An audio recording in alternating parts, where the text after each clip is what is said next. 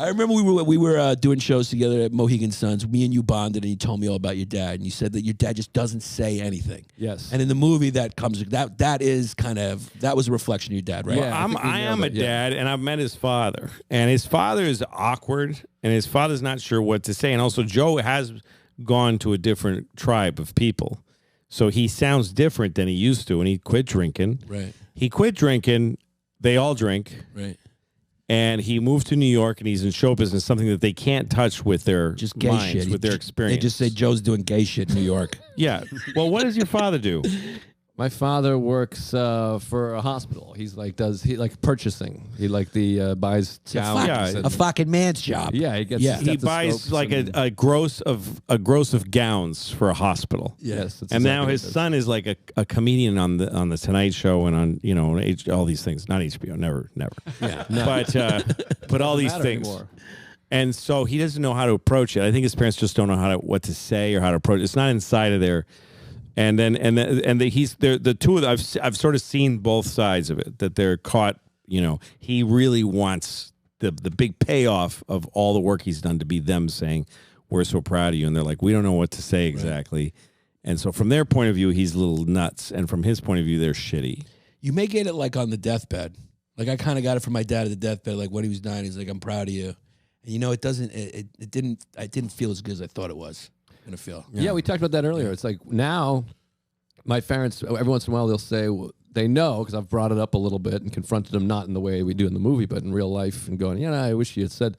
And so then they'll text something like, "Good job, and proud of you, awesome." And I'm like this, no, you don't want to hear that. Fucking weird. Because it's been too long. It's been 40 years. I'm like, what the hell? Yeah. But my dad, he'll write something nice on it. I think it's hard for him. And that's the real thing. In real life, I think recognizing that your problems come from your parents, it's learned behavior, upbringing, and then accepting it, minus the confrontation. Accepting it rather than like trying to destroy it and go back and get retribution. Right. That's nuts. Right. But accepting it, and maybe part of that is telling them I feel this way. Right. Like I remember seeing not a documentary. It was a weird biopic of Michael Landon. Remember Michael Landon? Oh yeah. Mm-hmm. So Michael Landon. Painter. What's that? The painter.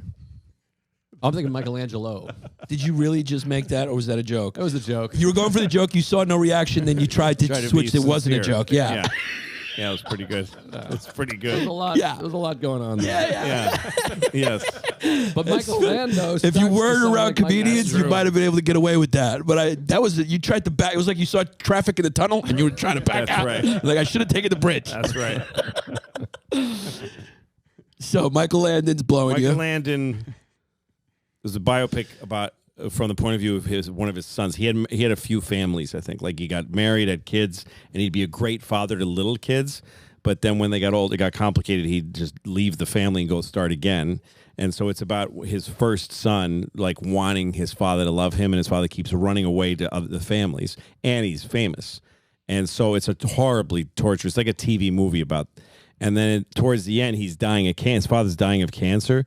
And he comes in and he says, "Dad, I just want you to know that you were never a father to me, that you never made me feel like a son to you, and that there's a hole in my life because of what you did to me. And now that you're dying, I need you to say it." And Landon just looks tired because he's dying of cancer. And he goes, "Okay, kid, if that's what you need to say, then that's fine with me." He just goes, "Go ahead." So that's what your father says in the deathbed. Right. Like, "What do you need to hear now?" Because I didn't want to go to sleep for a long time. I want to go die. What is it? "Oh, I love you. I love you. I always loved you." Is that good? Did I do a good job? Good. Thank you very much. It's kind of what it is. Yeah. I think wanting something from your parent. Yeah.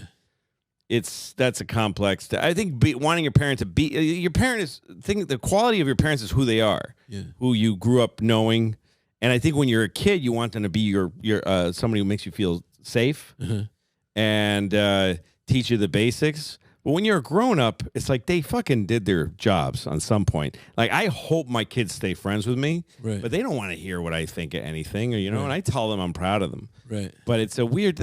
Also, your siblings, the families after adulthood. It's very strange because none of these people chose to be with each other. Right. You know, and as a parent, you have to. It's shit rolls downhill. Your kids don't owe you anything. Right. It's what you owe them, and they don't want it. They don't want the things that you thought I'm going to be there for them this way. They're like, no, that's not even close to what I want from you. Right. What do you want? I'm not. Figure it out. Right.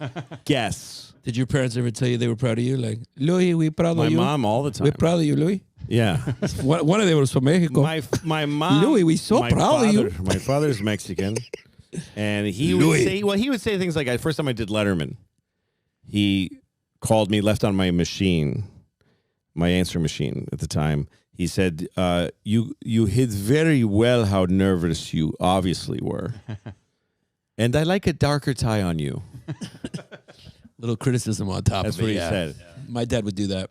Yeah, you could hardly tell that I was nervous. That's not nice. Yeah. But yeah, he's an odd dude.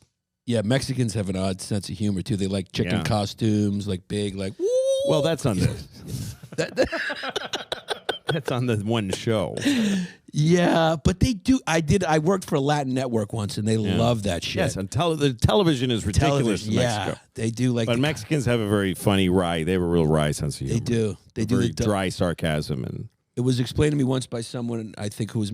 Sometimes they like to make jokes about you, and you don't know that they're making jokes about you. Yeah, there's that. There's a lot of layers to the humor in Mexico. Yeah, it's pretty brutal.